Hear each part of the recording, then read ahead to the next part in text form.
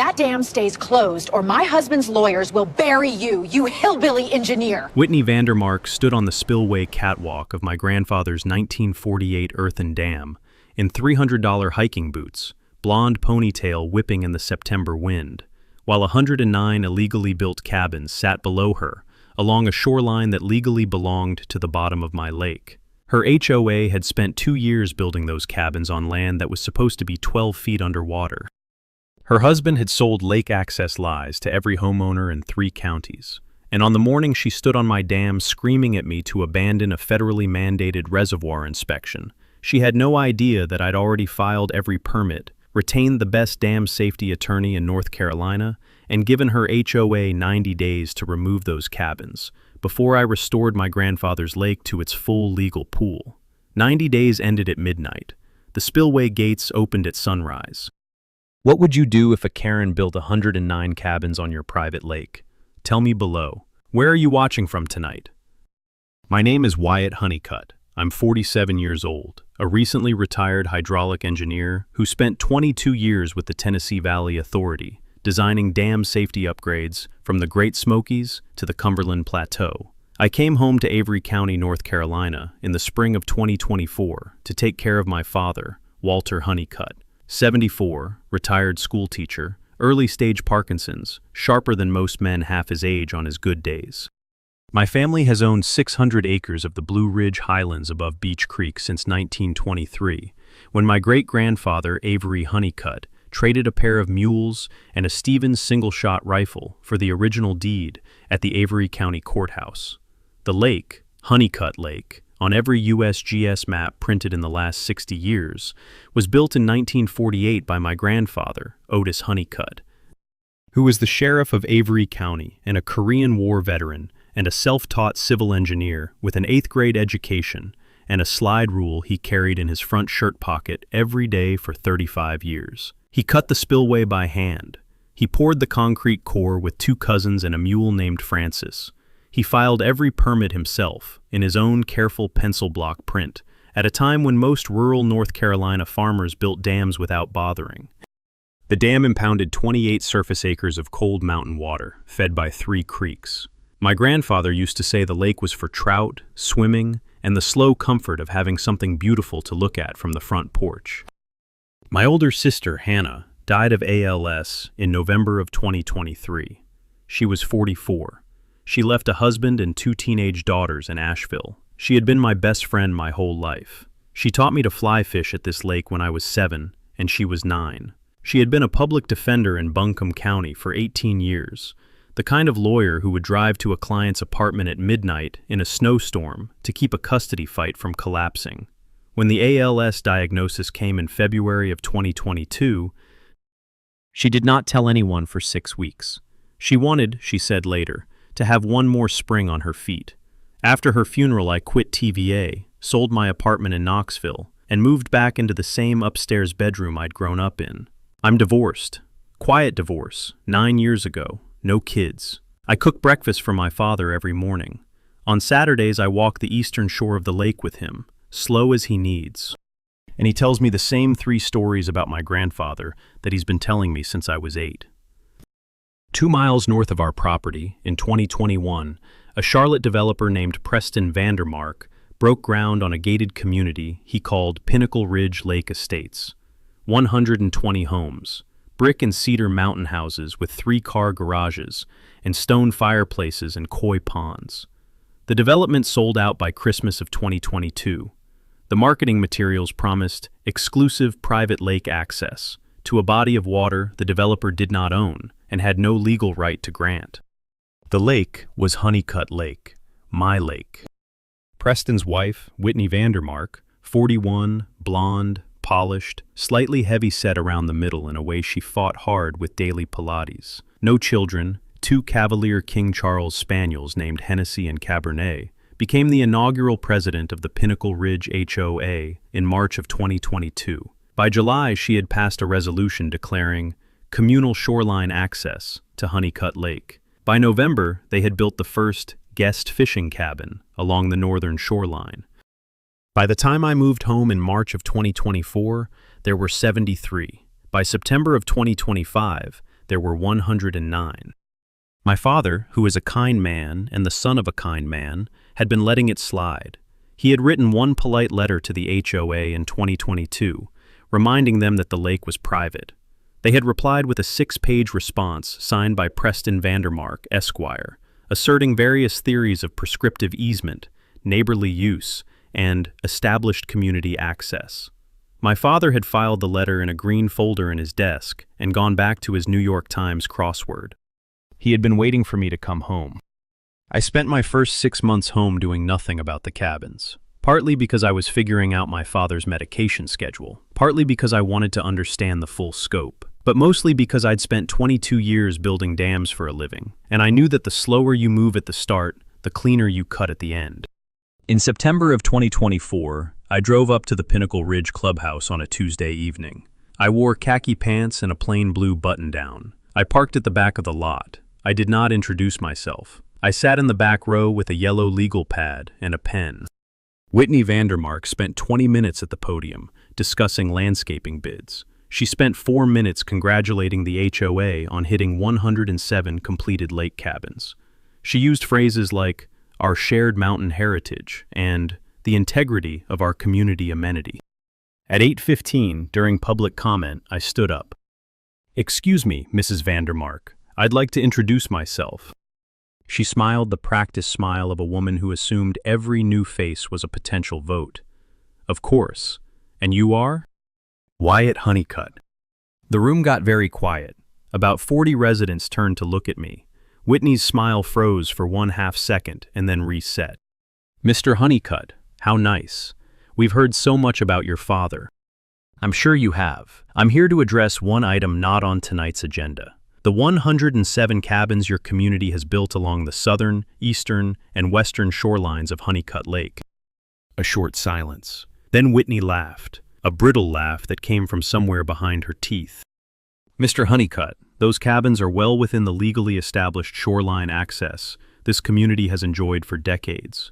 Your grandfather himself permitted recreational use of the lake. We have a clear prescriptive easement under North Carolina common law. My grandfather permitted neighbors to fish from the shore. He did not permit the construction of permanent structures. Permanent structures are part of the natural evolution of established use, Mr. Honeycutt. Your father did not object. My father wrote you a letter in 2022, and our council responded comprehensively." I tipped my head. "Mrs. Vandermark, I'm not here to argue prescriptive easement tonight. I'm here to let you know that the dam impounding Honeycutt Lake is overdue for its mandatory 10-year North Carolina Dam Safety Act inspection, which requires a full pool integrity test. The next inspection window is November of this year. Per the original 1948 design specifications and the 1971 Federal Floodplain Survey, the full pool elevation of Honeycutt Lake is 2,783 feet above sea level. The current pool is at 2,772 feet. There is, in other words, a roughly 11-foot discrepancy between the lake's current surface and its legal full pool." The room got very quiet. A thin retired engineer type in the third row opened his mouth slightly. "After my November inspection, I will be restoring the lake to its full legal pool. Per the original dam permit, this is the lake's designed elevation. It is also, by my calculation, approximately the elevation at which most of your 107 cabins will be sitting in 4 to 11 feet of water. I'm letting you know tonight, 6 weeks in advance, so that your community has the opportunity to remove the structures before the test." Whitney's mouth opened. It stayed open for about 3 seconds. Then she said, in a voice an octave higher than the one she'd been using, "Officer, this man is threatening our community. I want him removed from this meeting." There was no officer. There was the maintenance manager, a 50-year-old man named Lonnie Garrett, who looked at Whitney like she'd asked him to perform surgery. "I'll see myself out. My attorney will follow up in writing within 2 weeks. Good evening." I walked out. I drove home. I sat with my father on the porch and watched the moon rise over the eastern shore of a lake that had been ours since 1948. He did not say much. He just put his good hand on my shoulder and let it rest there. The white pines moved in the dark. A great horned owl called from the eastern ridge twice and then went silent. My father said, after a long minute, "Wyatt, Your grandfather built that dam to be filled, not for show. He filled it to 4 feet below the design pool the year I was born, and he ran it that way until his heart gave out in 1973. Whitney Vandermark does not know how big the lake is supposed to be. We do. He patted my shoulder once and went inside to make tea. I sat alone on the porch for another hour and watched the moon clear the ridgeline and silver the surface of the water that was, by every map and permit and grant of impoundment ever filed in Raleigh, mine.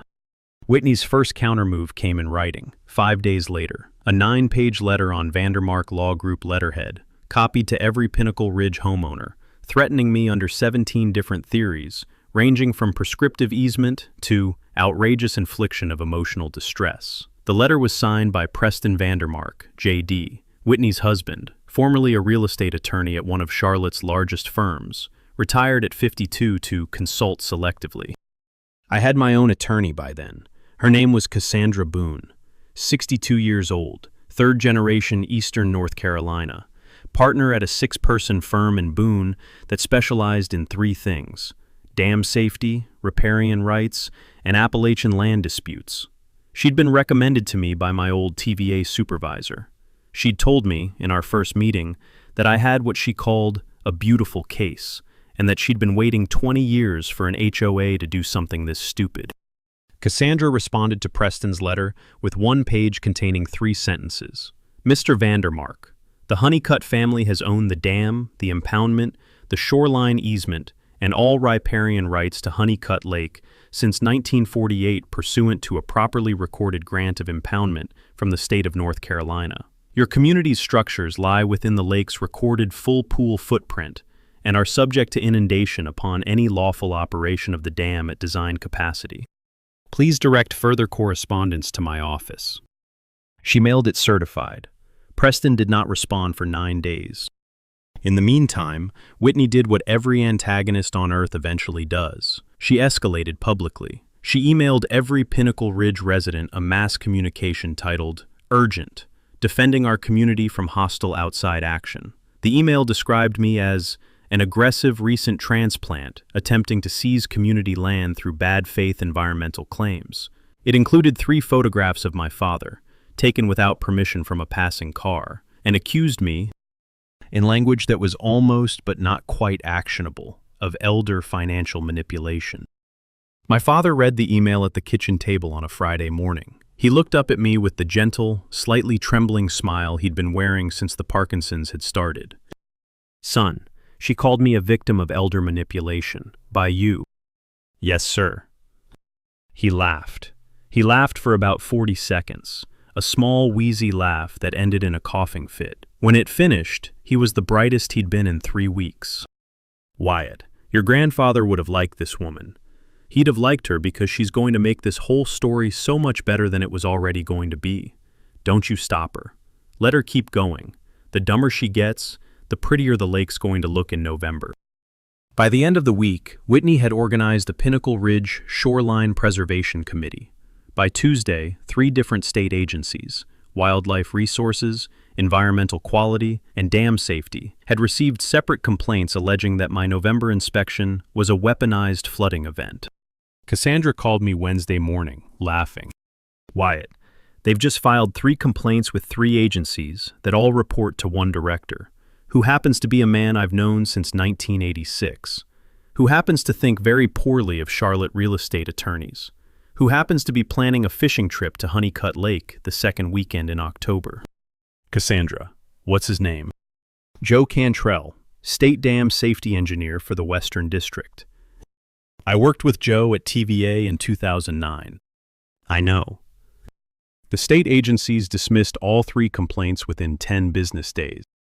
By the 2nd week of October, Whitney had run out of agencies to complain to and started running her playbook in directions I had not expected. On a Tuesday afternoon, my father's home health aide, a kind woman named Loretta Murchison, called me from her cell phone in our driveway. Her voice was shaking. "Mr. Honeycutt, there's 2 men here. They say they're from Pinnacle Ridge Security. They want me to let them into the house to do a wellness check on your father. They have a clipboard." I was 20 minutes away in Boone, picking up my father's prescription refills. I told Loretta to lock the door and to call the sheriff. I called the sheriff myself from the truck. I drove home at speeds I will not put in writing. When I pulled into the driveway, the two men were gone. The deputy, an old high school classmate of mine named Brody Calloway, now Sergeant Calloway, was sitting on the front porch with my father and Loretta. "Wyatt, they're gone. We got plate numbers. They were a couple of Pinnacle Ridge HOA board members. Some guy named Foster Knox and a woman named Mindy Ostergaard. They claimed they had, quote-unquote, welfare concerns about your dad. Whitney Vandermark sent them. No clear basis, just trying to get inside the house and get their hands on documents." Walter Honeycutt rose from his rocking chair, slowly, and put his hand on my forearm. "Son, I'm fine. They didn't get inside. Loretta did everything right." He squeezed my arm. "But Whitney just made a mistake. She came to my house. She came at me. Whitney's been a fool, but she'd been a careful fool. Now she's not. Now we have a story." He was right. By Friday morning, Sheriff Mathis had referred the trespass complaint to the Avery County DA. By Friday afternoon, the local newspaper, the Avery Journal, had picked up the story under a front-page headline: HOA officials accused of unauthorized visit to elderly resident.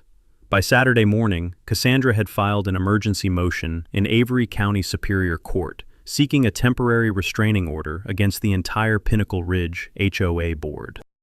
The judge, a 58-year-old Avery County native named Sandra Greaves, who had attended kindergarten with my mother, granted the motion within 4 hours. By Sunday night, an investigative reporter from the Charlotte Observer named Rebecca Park had called me asking for comment on what she described as a developing story about North Carolina HOA aggression and questionable real estate practices in the Blue Ridge. I gave Rebecca my number and told her to call me back Monday. Whitney had spent 2.5 years building 109 cabins on a lake she did not own. She had spent the last 6 weeks building 1 defamation suit, 3 administrative complaints, 2 attempted home invasions, and a Charlotte Observer feature. Cassandra started a fresh manila folder labeled Notice, Intentional Conduct. By the end of October, it had 38 documents in it. The dam inspection was scheduled for November 14th. I had decided, after the home health aid incident, that the test would not happen as a quiet engineering exercise. It would happen as a public event. The reveal that turned a strong case into an unwinnable one for Whitney did not come from my dad, or from Cassandra, or from Joe Cantrell, or from me. It came from the original 1948 dam construction file. In the second week of October, Cassandra's paralegal, a 30-year-old woman named Della Yost, who had grown up in Beach Creek, drove to the North Carolina State Archives in Raleigh and pulled the complete construction file. The file was 8 inches thick.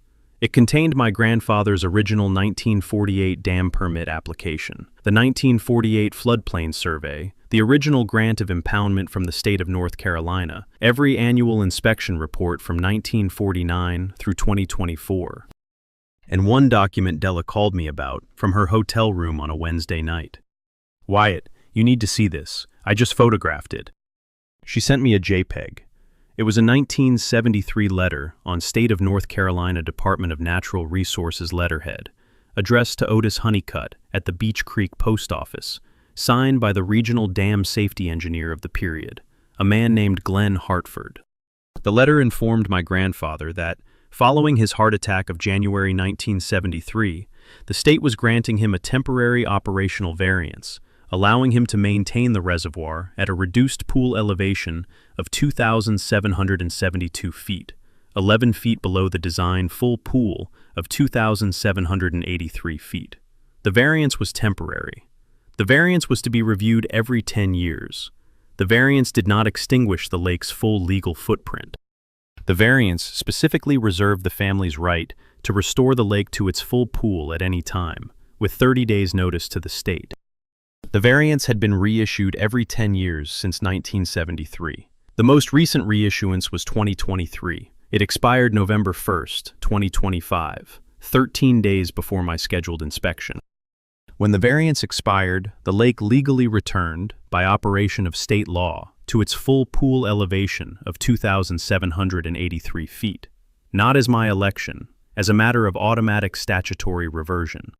The Honeycutt family did not need to ask permission to fill the lake. The variance had been keeping it low. The variance was expiring. The lake's legal default was full.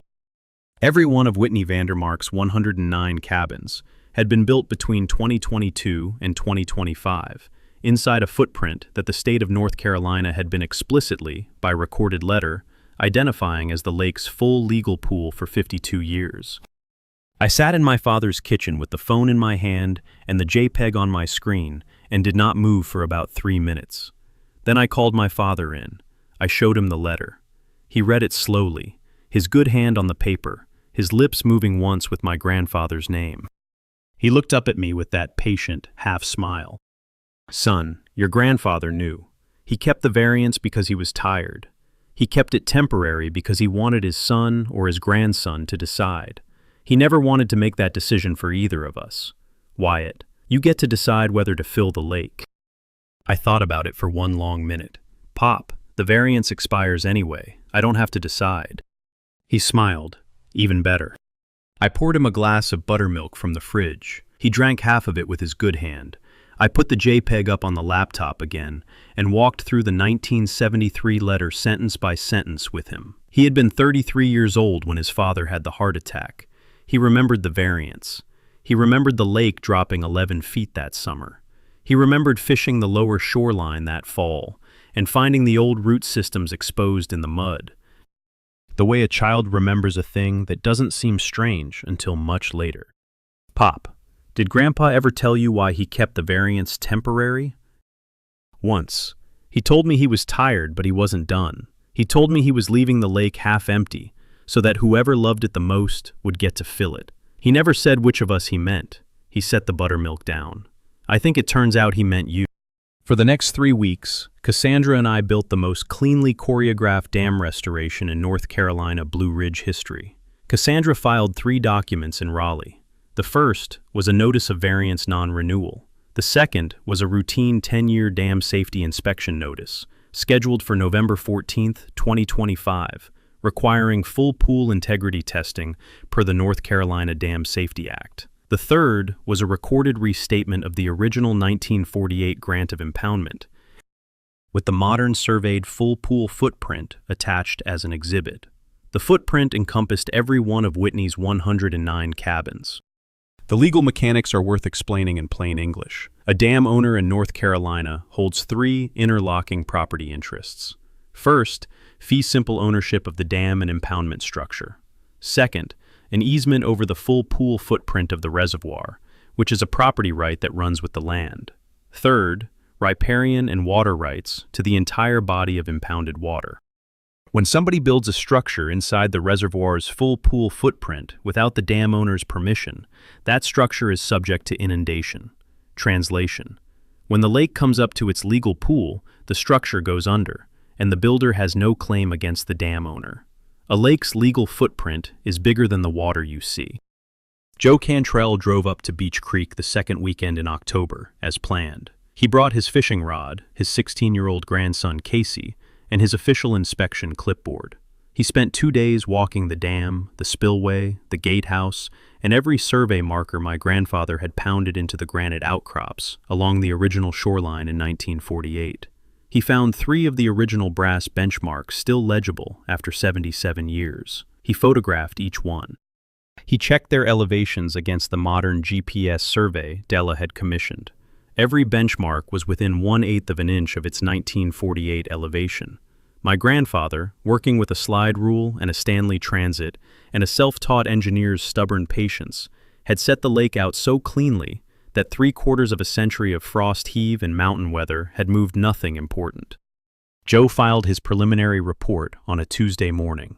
The report certified the dam structurally sound for full pool operation. The report also noted, in standard regulatory language, that the dam owner's restoration of the reservoir to its design pool elevation in November 2025 will eliminate certain unpermitted structures observed within the reservoir's recorded easement, the responsibility for which lies entirely with the parties who erected said structures. Rebecca Park at the Charlotte Observer published her first feature on a Sunday morning. The piece ran above the fold under the headline, "The Lake the HOA Thought It Owned." 4,000 words, aerial drone footage, a side-by-side of the 1948 floodplain survey and the current shoreline. Interviews with 7 Pinnacle Ridge homeowners who had been told by Preston Vandermark's marketing team that their cabins came with guaranteed lakefront. By Tuesday, 22 of them had retained their own lawyers. By Wednesday, a class action complaint was filed against Preston Vandermark personally, alleging fraudulent inducement in the sale of cabin lots that had been knowingly built within a recorded reservoir easement. The plaintiff list grew to 41 homeowners by Friday. None of them had been told about the variance. None of them had been told about the 1948 floodplain survey. None of them had been told that the lake they had paid premium lot prices to live next to was legally supposed to be 12 feet higher than it currently was. I delivered 90-day written notice to the Pinnacle Ridge HOA on October 14th, exactly as I had promised at the September meeting. The notice gave the HOA until January 12, 2026, to remove all 109 cabins from the recorded reservoir footprint. The notice was certified mail. Whitney Vandermark refused delivery. Cassandra had it served by an Avery County Sheriff's deputy the next morning, formally and with body camera footage. Whitney called an emergency meeting that Friday night. She announced, to a clubhouse that was already half empty, that the HOA would be filing an emergency injunction to prevent me from operating my dam at Design Pool. The injunction was filed Monday morning. Sandra Greaves denied it within 6 hours. Her written ruling contained one sentence I taped to my refrigerator. The court finds no statutory or equitable basis upon which a homeowners association may compel a private dam owner to permanently abandon the design capacity of his lawfully permitted reservoir for the convenience of structures the homeowners association built inside that reservoir without permission. The November 14th inspection was now 7 days away. Whitney spent those 7 days trying every door, knob, and window she could think of. She filed an appeal with the North Carolina Court of Appeals. The court dismissed it within 48 hours as procedurally premature. She hired a Raleigh public relations firm called Carlisle Strategic Communications and authorized $55,000 from the HOA reserve to manage the optics. The firm withdrew within 3 days, citing irreconcilable ethical concerns. She drove personally to my front gate on a Wednesday morning in her white Range Rover. She honked. She got out. She walked up the driveway in her $300 hiking boots and a cream cashmere sweater and stood at the bottom of my front porch steps. "Mr. Honeycutt, may I speak with you?" My father was on the porch in his rocking chair, wrapped in the blue afghan my mother had crocheted for him in 1991. Loretta Murchison was reading him the New York Times book review. "Mrs. Vandermark, you're in violation of the restraining order. I'm here on behalf of my community. I'm here to ask you, one neighbor to another, to reconsider. Mrs. Vandermark, you are within 30 feet of my father, in violation of a court order signed by Judge Sandra Greaves. I'm asking you to leave." She took one step closer. "Mr. Honeycutt, please. There are children. There are families. These are people's investments." "Mrs. Vandermark, they are also 109 illegally built structures within a recorded reservoir easement. I'm closing this door now. I am calling the sheriff." I closed the door. I called Brody Calloway. Brody arrived in 12 minutes. Whitney was still standing at the bottom of the porch steps, recording on her phone, crying decoratively. Brody arrested her on the spot for violation of the restraining order.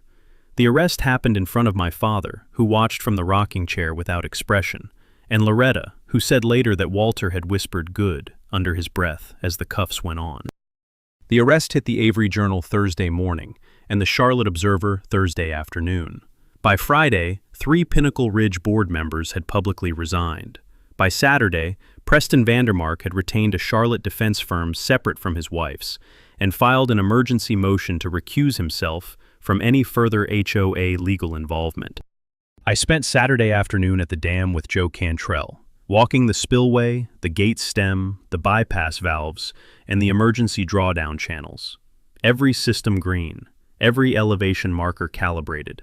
We posted a public safety advisory with the county. Sheriff Mathis put deputies on each access road into the cabin zone starting Monday morning. I called Preston Vandermark personally on Monday morning. "Mr. Vandermark, the cabins on the eastern, western, and southern shorelines are going to be inundated starting Friday morning. Most of the buildings will be partially or fully submerged within 72 hours. I am giving you one last courtesy notice to advise your homeowners to remove personal property. The water is rising legally, and there is no court in this state that will stop it." Preston was quiet for about 8 seconds. "Mr. Honeycutt, I appreciate the call. I will pass the message along." 22 of the cabin owners cleared out their cabins between Tuesday and Thursday. The other 87 owners, most of them in Whitney's HOA circle, did not. Friday morning broke clear and cold over the Blue Ridge. I woke at 4:30 and could not get back to sleep. I made coffee. I sat with my father at 5:30 while he ate oatmeal slowly with his good hand, and I cut his banana into small pieces for him.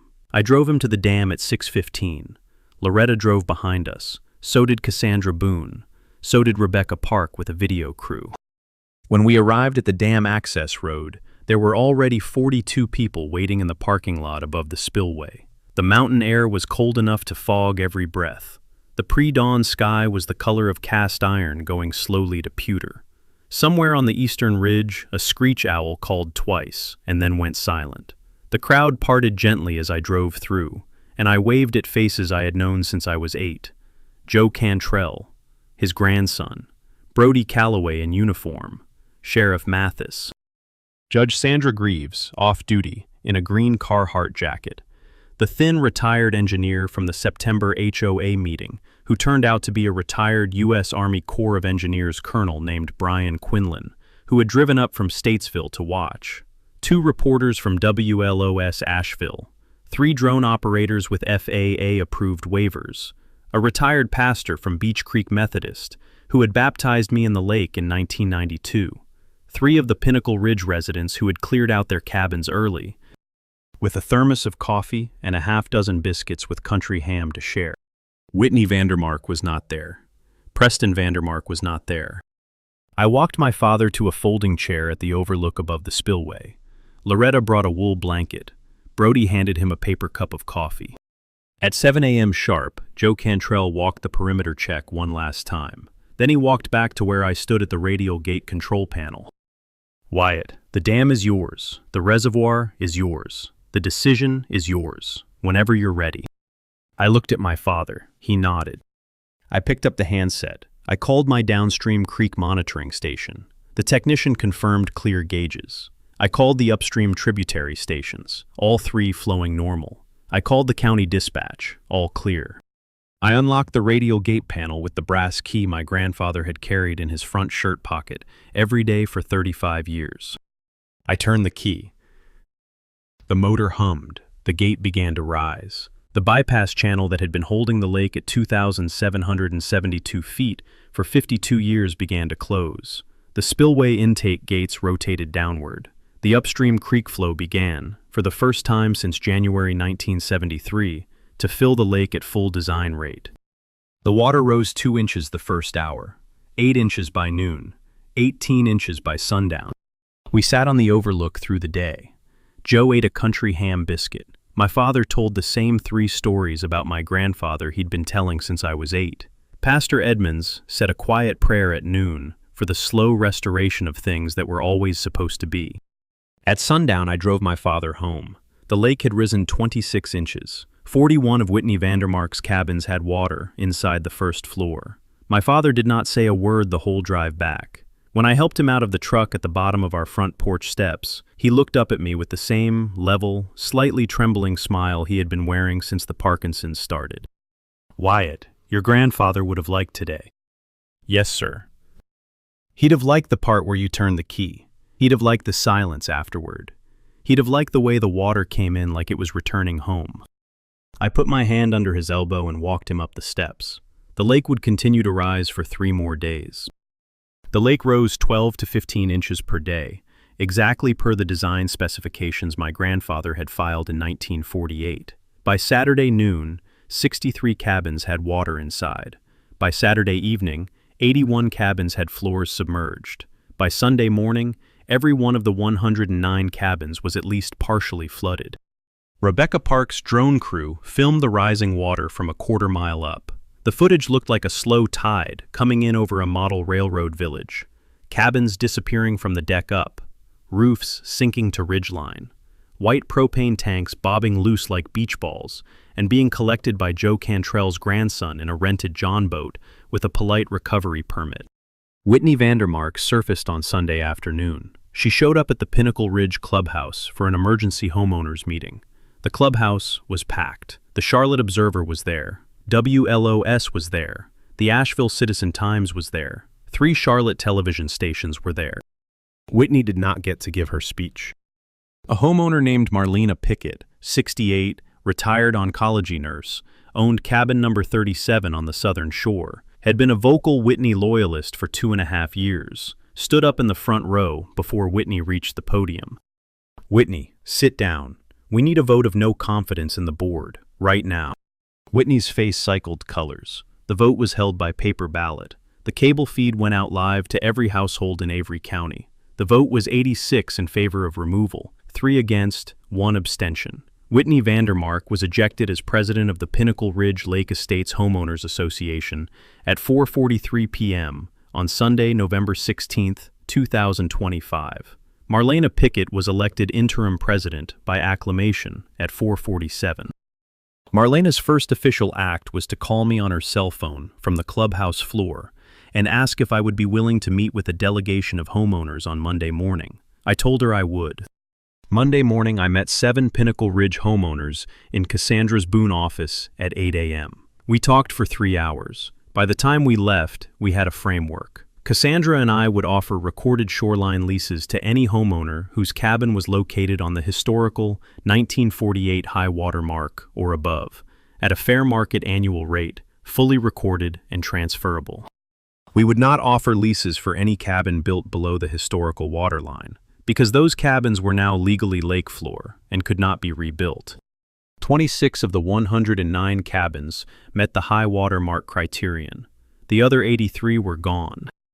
Whitney was arrested again on Wednesday on a new charge, felony embezzlement, related to the $55,000 she had authorized to Carlisle Strategic Communications without board approval. By the end of the year, Whitney faced 8 criminal counts. She pled guilty in February of 2026 to 4: embezzlement, 2 counts of trespass, and 1 count of violating a restraining order, and received 22 months in state prison, 2,000 hours of community service, and a lifetime ban from serving on any homeowners association in the state of North Carolina.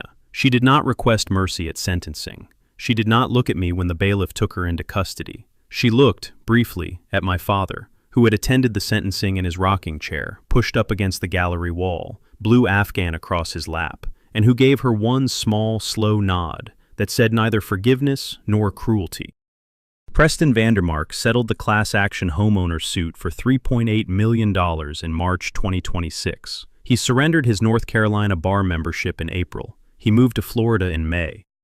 The lake, Honeycutt Lake, settled at its full design pool of 2,783 feet on a Thursday morning in late November, exactly where my grandfather had set it in 1948.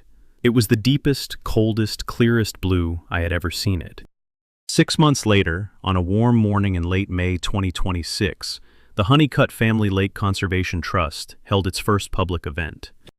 The trust covered the 420 acres of shoreline and watershed that surrounded Honeycutt Lake. We'd granted it a permanent conservation easement in March, ensuring no developer would ever plat the property again. The trust planned to use the land for guided fishing trips for veterans, a summer field school for Beach Creek elementary kids interested in hydrology and watershed science, and an annual fly fishing tournament whose proceeds funded ALS research in honor of my sister Hannah. 26 recorded shoreline leases had been signed with Pinnacle Ridge Estates homeowners. The annual ground rent paid for the conservation easement, the field school, the veterans program, the ALS tournament, and a small monthly stipend for my father's home health care. Loretta Murchison was elected, by unanimous vote of the Honeycutt family, which is to say my father and me, to chair the Conservation Trust's first Community Advisory Board. She accepted with tears in her eyes, and a handwritten speech that thanked my grandfather, my father, and every person in Beach Creek who knew what water was for. Joe Cantrell retired from the state of North Carolina in February. He bought a small fishing cabin on the legal high water mark of the lake, the first lease Cassandra and I signed. His grandson Casey came up most weekends and helped my father with the bird feeders and the porch railing and the slow rebuilding of an old wooden john boat in the back barn. By April, Casey had decided he wanted to study civil engineering at NC State. He told me this on a Saturday morning while we sat at the dam overlook with 2 mugs of coffee. I told him my grandfather would have approved. Joe Cantrell, 20 feet away with a fly rod, pretended not to hear us. He smiled the whole time anyway. Marlena Pickett ran for Avery County Commissioner in November and won by 61 points. Her first act in office was to introduce a county ordinance requiring HOA developers to disclose every recorded easement and impoundment footprint within 5 miles of any new development. The ordinance passed unanimously. 3 Avery County developers withdrew incomplete subdivision plats within a month. Cassandra Boone published a chapter on the Pinnacle Ridge case in a national property law treatise in the spring. She titled the chapter, "Reservoir Easements: Why You Should Never Build a Cabin Inside a Lake." She sent me a signed copy with a handwritten note that read, "For Wyatt, the beautiful case I waited 20 years for. I keep it on the shelf above my grandfather's slide rule." The 83 cabins below the high water mark were never rebuilt. Some of them are still down there, settling into the lake floor under 12 feet of cold blue water, where the trout swim through their kitchens every spring. The Pinnacle Ridge Estates HOA agreed, by unanimous resident vote, to fund a small floating dock on the legal lakeshore, available to all residents through their leases, with no further claims to the lake itself. Marlena cut the ribbon on that dock in April. My father attended in his rocking chair, parked at the far end of the dock, and gave the closing benediction in a voice that was steady the whole way through. My father attended the Conservation Trust's first event in his rocking chair, wrapped in the blue Afghan, with a thermos of coffee and a fishing rod he had not used in 11 years. I helped him cast once into the cold mountain water. A rainbow trout hit on the 3rd drift. My father reeled it in, slow, careful, his good hand steady on the cork grip. Joe Cantrell unhooked it for him. We released it back. My father watched it disappear into the depths of a lake that was, for the first time in 52 years, full. He looked up at me with the small, slow smile that had been my whole childhood. "Wyatt." "Yes, sir." "Your grandfather's standing right here. I can feel him." I put my hand on his shoulder. The wind moved through the white pines. "Pop, so can I." The trout I had released swam down into the cold mountain dark. The wind kept moving through the white pines. My father closed his eyes for one slow second under the warm afternoon sun, and when he opened them, he was 8 years old again, and standing on this same shoreline beside his own father, watching a different rainbow trout disappear into the same blue water, 70 years before any HOA in 3 counties had ever heard of Honeycutt Lake. That, I thought, was what the variance had been waiting for. That was what my grandfather had left half empty. That was what Whitney Vandermark had never understood. A lake is not water. A lake is patience. We drove home slow that evening through the dogwoods. The lake stayed full behind us. It still does. If you've ever watched a Karen build something she didn't own on land that wasn't hers, I want to hear your story in the comments below. Tell us what happened. Tell us where you're watching from. And if this story made you feel something, pride, justice, the slow, patient logic of a man who waited until the variance expired, hit subscribe and stick around. Next week, a Navy veteran takes on an HOA that fined her for flying the flag. You won't believe what she did with the fines. Here's what I want you to take away from this story. Whitney Vandermark didn't fall because she lost a lawsuit. She fell because she built 109 cabins inside a lake. She built them inside a lake-recorded reservoir easement that had been sleeping for 52 years under a variance she didn't know existed. She built them on the assumption that Great Mountain people did not win 1973 leaders from the Department of Natural Resources. She built them on the assumption that an engineer with a Parkinson's father would not come home to finish a job his grandfather had started in 1948. Fire Honeycutt did not win because he opened a dam. It won because his grandfather built one, because his grandfather waited, because the variance expired, because the state of North Carolina had for over half a century, drawn a line on a map that everyone except Whitney Vandermark had expected. The real lesson is older than it weighs. A lake's legal footprint is bigger than the water you see. So is a family. If you ever watch a Karen build something on a line she could not see, tell me your story below. Hit subscribe. Next week, a Navy veteran takes on an HOA that fined her for flying the flag.